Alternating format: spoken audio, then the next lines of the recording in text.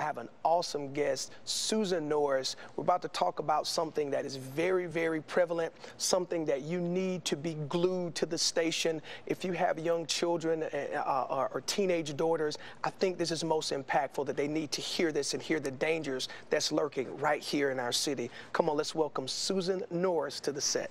God bless you, Susan. Hi, thank you for having me. It is good to have you here, and we've been talking and fellowshipping, and you have something that I just in the green room, you gave me so much knowledge, talking about rescuing hope. That's the title of your book.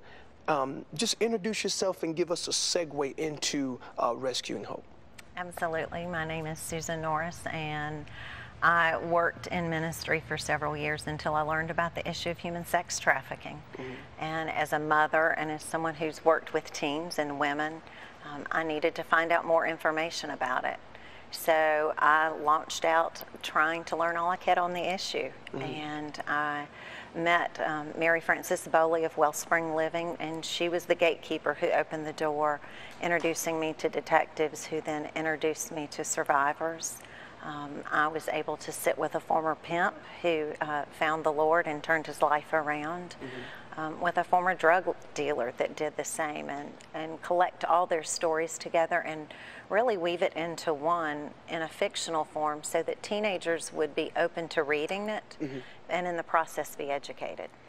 Well, I hear that, but I have to go all the way back to the beginning. You're working, you're doing what, you have your life as what we would say your normal life, and then all of a sudden you're pricked with something and you begin to investigate it and it becomes a deep passion of yours. Why investigate sex trafficking? Well, I learned the average age of a young girl that's lured into the sex trade was between the ages of 12 and 14. Okay. And I had just spent 4 years working with middle school students through the Fellowship of Christian Athletes. FCA, so yeah. I had lived with students that were between the ages of 12 and 14. So when I heard that statistic, I didn't just think of a broad number. I thought of faces of children that I'd invested my life in and that I'd gotten to know, and knew that it could easily be one of them. Yeah. How much further would we all be if someone would take an interest and invest a part of their life in someone else? I think that we're the sum total of all the investments that people have made into us, also the efforts that we've made. But you make this investment, you begin to get the research, the door is open, you're interviewing former pimps. Who else are you interviewing? Detectives, survivors, and then people that really are on the front lines working to fight this issue. People from an organization called Out of Darkness that is an immediate hotline and rescue ministry here in Metro Atlanta. Wellspring Living, as I mentioned, Mary Frances Bowley is the founder. And Street Grace is another ministry that works. So really anybody that I could find that had their hands in this, I wanted to talk to them. I wanted to gain as much insight as I could to really grasp every angle. I even, you're not going to find a John who's going to sit down and talk with you, which is a purchaser of sex. So I had to refer to documentaries for that. But I really knew that in order to get a teenager to pick up a book and read it, it had to be authentic. And it had to be realistic, had to be street real. And so for me to gain that, because I fortunately have not been sent out on the street, thank you, Jesus, I had to get all the angles that I could to make it as realistic as possible. So what is one of the biggest misconceptions when we hear sex trafficking? What the average mindset, what do we think about? Well, I know for me, when I first heard the phrase, I thought about Cambodia or Thailand. You know, somewhere in a third world country where children are not valued. I certainly didn't think of it as being something in the United States, the land of the free and the home of the brave, as we say. And then I started looking and thinking, well, okay, maybe it's just an inner city issue.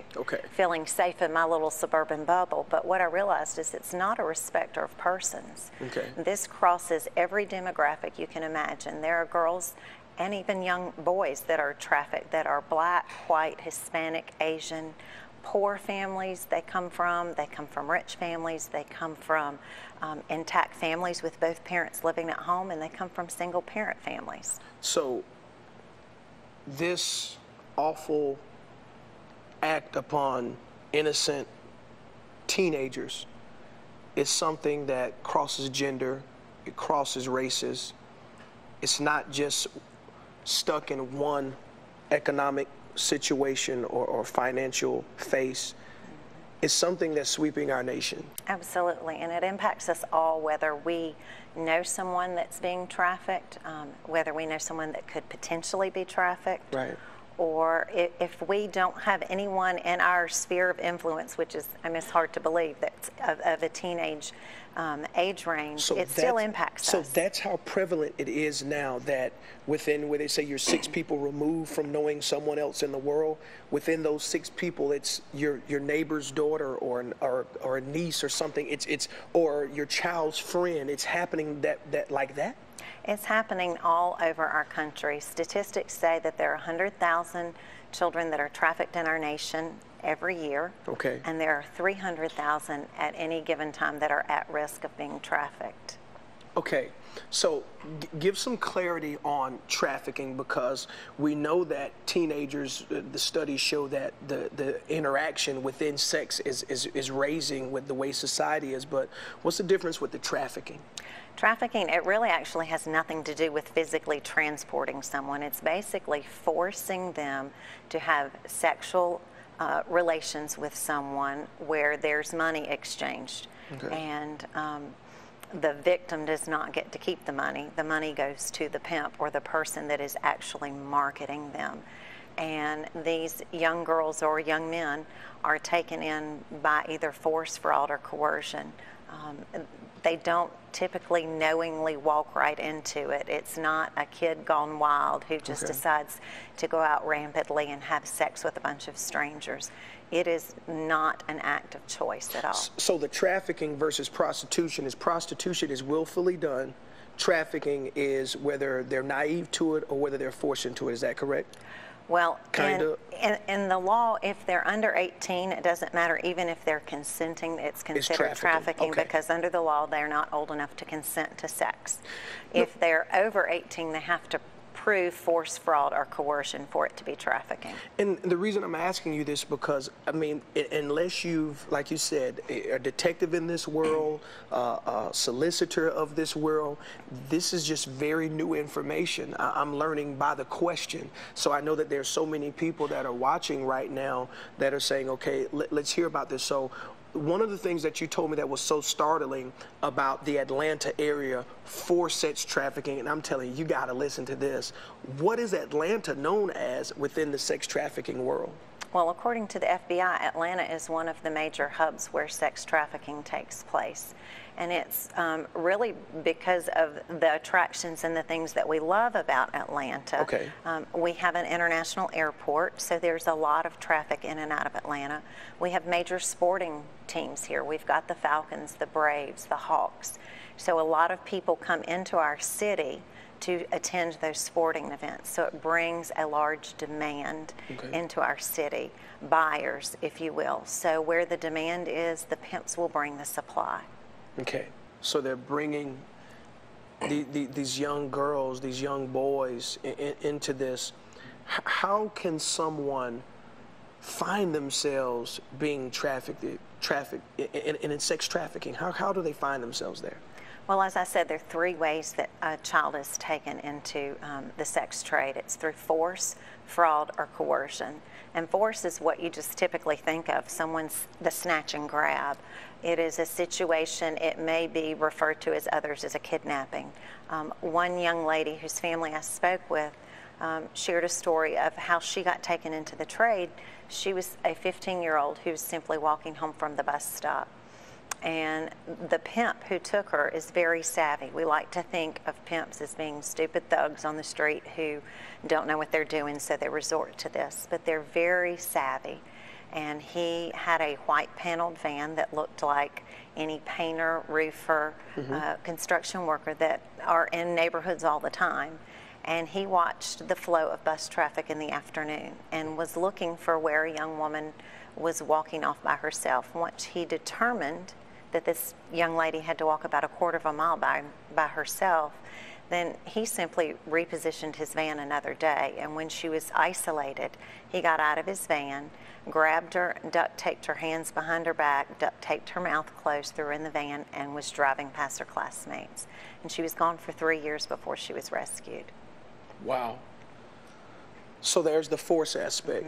What's the next next one is fraud, and that's basically the old-fashioned bait and switch. And it can be a variety of ways. It can be someone who is inviting a girl to a party, inviting her on a date, a friend, someone posing as a friend, inviting you to come over and spend the night. I talked with one young lady who was asked to come over to spend the night with a young girl, and she did. And in the middle of the night, she woke up and the young girl was not in the room with her. Instead, it was a crowded room with men where she was gang raped and then taken into the trade. Okay. So that's the bait and switch. It also happens where a child will go to a party with another friend. Maybe they want to blow off steam and they jump in the car and go. One young girl had a fight with her mom and dad, and she decided that she was leaving the house. She was angry. Right. So she jumped in the car with a friend who offered her a pill to get the party started. Wow. And she refused, and then he told her to get out because we're going to a party. We don't want anybody who's not in a party mood. So she swallowed the pill because of peer pressure. And the party turned out to be an apartment full of men where she was gang raped and then taken into the trade by one as a pimp. Wow. Susan, hang on. We got to set up the next part of this interview. You don't want to go anywhere, but I need you to listen to this song, Sparrow. We'll be right back. This is important information. You need to hear this. I'm back to finish out our segment with Susan as we're talking about sex trafficking. And we're going to pick up where we left off, Susan. You were talking about the different ways that people are lured into sex trafficking. And the last one is the coercion. How does this happen? Coercion is where a young man, either a pimp himself or he'll hire a lure, will begin to woo a young lady or a young man into the trade by posing as a boyfriend or someone who will provide a safe place to spend the night, provide a meal to a child that's hungry. They'll come in as the rescuer and pose as someone who wants to help. And they may invest several days or weeks, and in some cases months, before they basically flip the switch and start expecting something from this young lady. A lot of times this is done through social media. They may start flirting with a girl on Facebook or on Twitter. They will start following what their friends are saying, and then they'll suggest, oh, let's go spend time together. And they'll get them out of their comfort zone and take them from their place of safety to a place that's unfamiliar.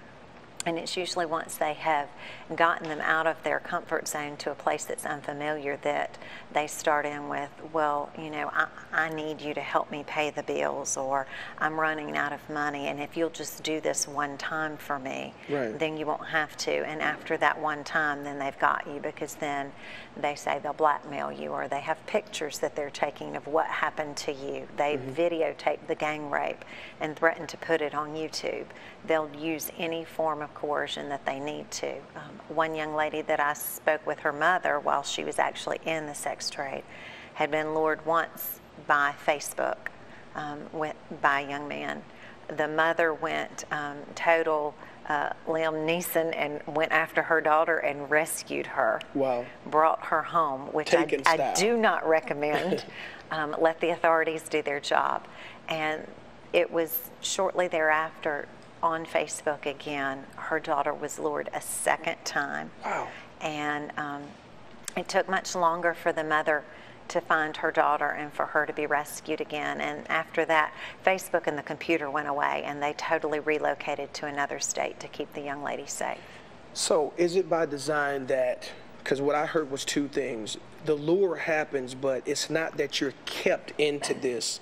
You can actually go back, but they have bait on you that when the call comes again to do what you need to do, you have to come and respond? Or is it that you're basically kidnapped and your whole life now is to be someone's pleasure? Yes and yes. There are cases where You are taken and no one sees you again unless they're purchasing you, and you are kept under lock and key. There are cases where girls are living at home with their families and going to school, and they're told when daddy calls, which is what a pimp typically requires his girls to refer to him as, that you come. That's why they're educating school officials and our police officers to look for children who are missing consecutive days of school and then show back up. That's an indicator that she may be a victim of sex trafficking. Okay, so it really is both ways. It totally depends on the pimp and how he chooses to run his operation. Susan, what can we do? This is something we have to be able to do something. What can we do? Well, I'm just an ordinary person and jumped into this because this pricked my heart.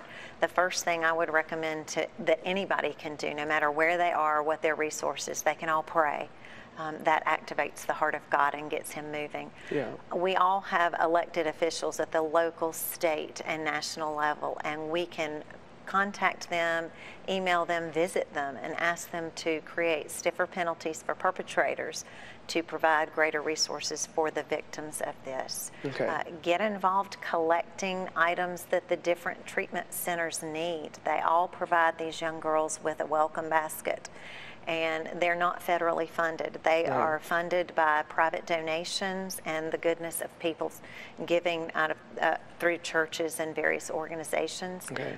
You can go on my website, susannorris.org, and click on Get Involved and learn about all the different organizations in Metro Atlanta. Give us that website one more time. It's susannorris.org, okay. O-R-G. And it's certainly not an exhaustive list, but it's a good starting point. You can simply Google sex trafficking with your city name, and you'll start to find articles about what's going on in your city, organizations that you can help fight this, and just spread the word. Just simply by sharing what they've learned today with someone else raises awareness. They can host a book club, and there are a lot of books out there, both nonfiction and fiction. Rescuing Hope is just one book out there about the issue, and host a book club. I visit book clubs all the time. I Skype with book clubs. Just get involved some way. Do something. If everyone will do something, we'll make an advancement against this issue. Susan, we have about 2 minutes left remaining in this most impactful interview. I want you gave like one warning sign of erratic behavior with attendance and being gone, then showing up. Are there any other warning signs that people and parents and coaches and teachers can probably spot out that would have the implications of sex trafficking? Absolutely. Anytime there's a dramatic change in behavior or dress or possessions. If you have a student who is a straight A student or even an AB student and now they're not turning work in, that should be a red flag to start looking into, well, why is this happening? Okay. If you have a student who dressed modestly and all of a sudden she's dressing very revealing, you need to find out why. Is someone coercing her to do that? Is someone buying her that type of a wardrobe and demanding that she wear it? Is she suddenly carrying name brand items and having her nails done where she didn't before? Things that where someone is obviously investing money in her for her physical appearance. Okay. Those are things that we need to pay attention to. What we would look at as a loose girl, someone trying to be too fast for her age, as the kids like to say. Right. It used to be that I would walk away and shoo my family away from young ladies like that until I got involved in this. Now I go over and offer to buy her a Coke and ask her how she's doing, just to let her know someone cares, someone notices me. Right. So many times we see this and we don't realize it. It's called the crime hidden in plain sight. If we'll simply open our eyes by educating ourselves, we'll see more and more opportunities to help. Give us your contact information one more time. Yes, it's www.susannorris.org. I'm also on Twitter at Susan C. Norris, and Facebook is Susan Norris Author. Susan, thank you so much for coming and sharing the information.